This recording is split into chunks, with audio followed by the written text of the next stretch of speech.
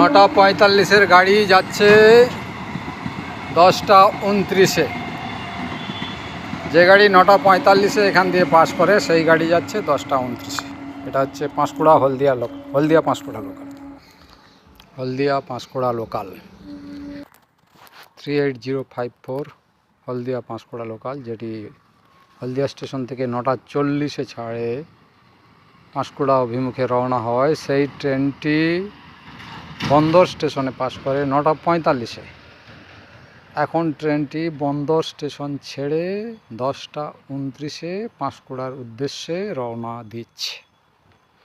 প্রতিদিন এইরকম প্রায় 1 ঘন্টা, কম করে 1 ঘন্টা, তারও বেশি 1.5 ঘন্টা, কখনো 2 ঘন্টা করে দেরিতে হলদিয়া সেকশনের এবং খড়গপুর হাওড়া সেকশনের লোকাল ট্রেনগুলি চলাচল করছে।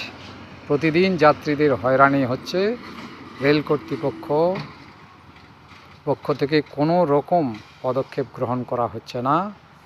শুধু বারে বারে আশ্বাস ছাড়া আর কিছু ওনাদের কাছ থেকে মিলছে না।